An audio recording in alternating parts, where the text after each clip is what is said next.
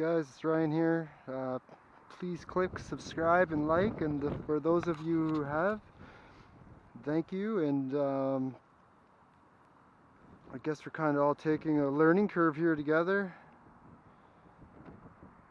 I'm hopefully trying to get some better videos for you, information.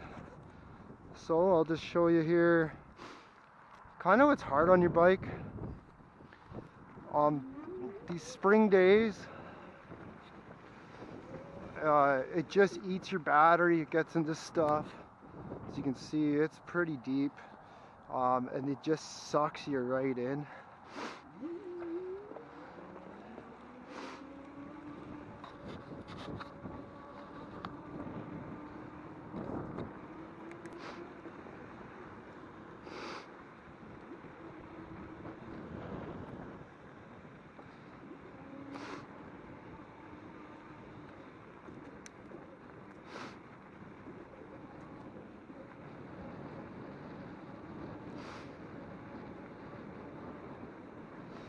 So I'm still waiting on a part to get this stuff for filming better for my camera, and some other pieces, mounts, etc.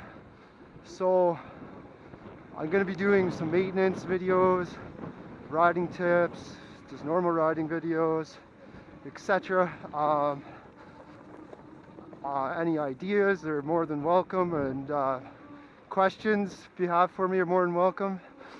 Also, if you do decide to buy a bike, a Rize bike, it doesn't have to be the blade either, but if you do buy a Rize bike, please, in the section they'll ask you where you heard of them, heard of Rize Bikes.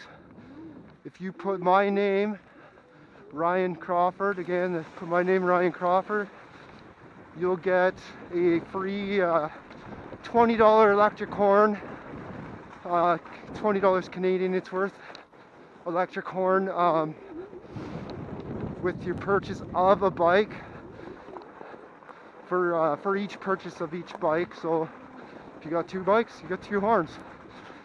Make sure you say the only way you'll get that is if you say you heard of it through me, Rize Bikes. You'll get that promotional offer. Again, put in Ryan Crawford. And you'll get that horn with their bike. Again, it has to be a bike purchase. It does not have to be the blade. Jeez, that's deep. So yeah, it's not the crazy, but it's nice of them, Rize, to do that for everyone, and it's a start. Please subscribe to get that as well. So hit subscribe. My name's the code, Ryan Crawford, and that's in the where did you hear about us section, and you'll get that horn with your bike purchase. Anyway, let's go riding. So some of this, I haven't been down here for quite a while. It's a lot different. It was in my I think it was a 7,200 kilometer video with the new black frame.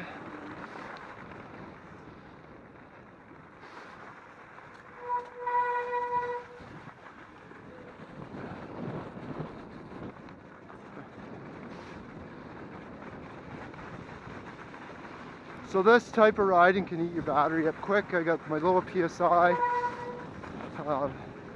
You know, all that fights against you, and this mud can be atrocious, and it's slick.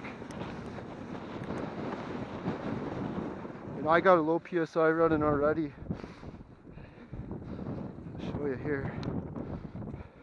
Again, always click your bike to the zero if you're getting off, or turn it off. So these are size 11.5 or 12 boots. So you can see, this is that chip stuff I'm talking about.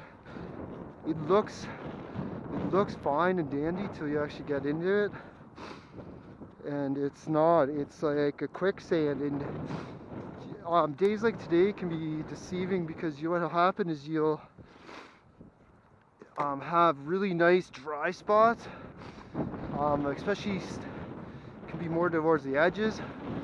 You'll have these dry spots, and you just get moving, but you get to the next spot just ahead, and it'll be like that. So like this should be fine. It is not an issue. It's in the sunlight lots, and it's had a ton of wind exposure, so it's frost just came out. Now I forget if that goes down through.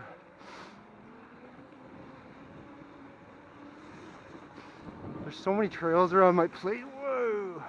Okay, there's a for instance.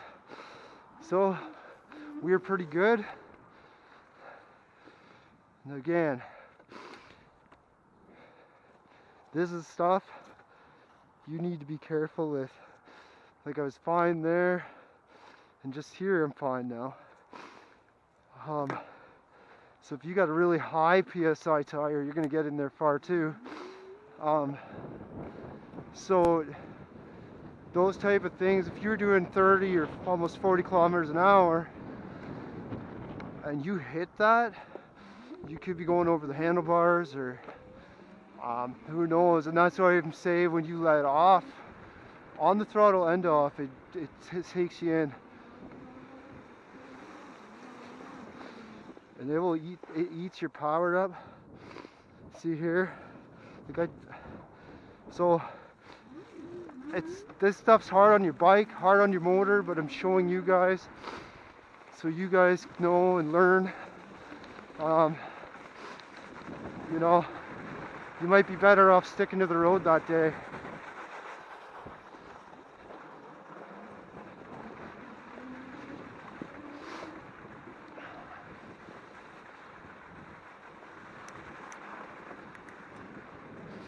So this could be rock hole. I try not to go through deep water, and this is not looking great for that. Yeah, I can tell it's almost a foot deep probably, at least.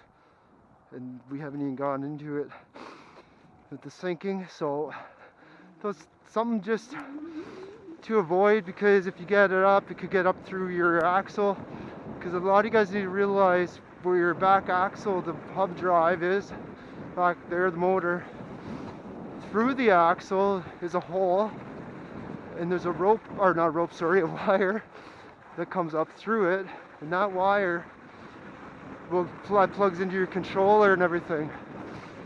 But that's a hole. There is like a seal, but it's nothing crazy. Your bike will get, you could get water through there, or your charge plug, which is down on the kind of lower end of things, which I haven't quite figured out why they do that.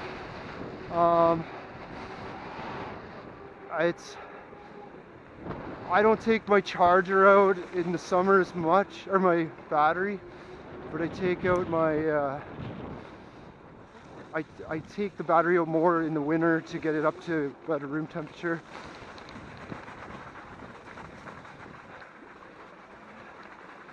Again, it's not the bike necessarily that's unpredictable, it's your, what's up ahead of you, the ground. Is it ice? Is it snow? Is it a wet chip stone?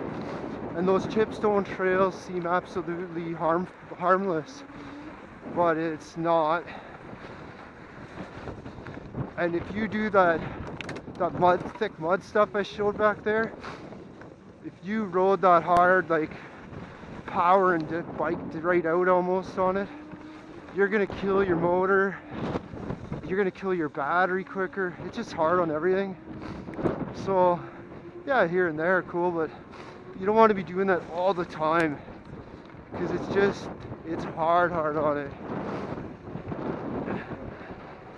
Like any motor. And if that's your plan, like to ride more like that, I would get a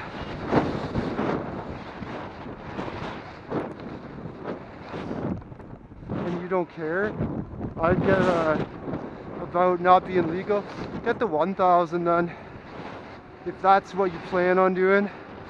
If you plan on doing the riding I do, like, you know, It's not even the power thing about that. It's just how hard it is on your bike. Your cogs, like your sprockets and stuff, your chain, everything. It's hard on.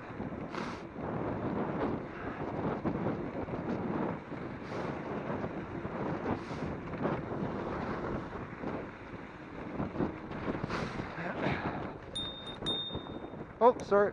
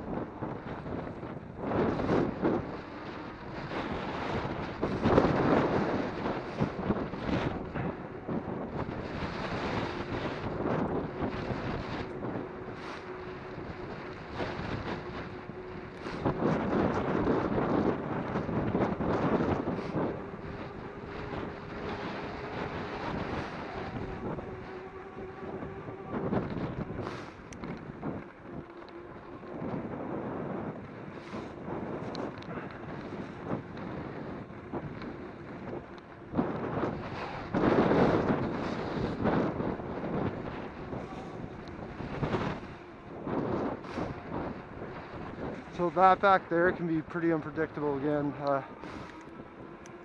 that chipstone.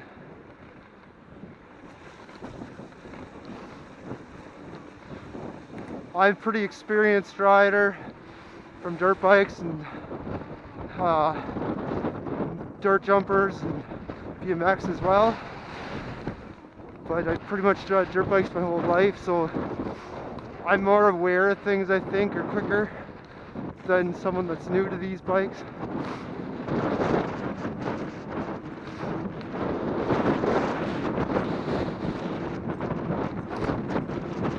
Holy, that's windy. So I'm not giving her full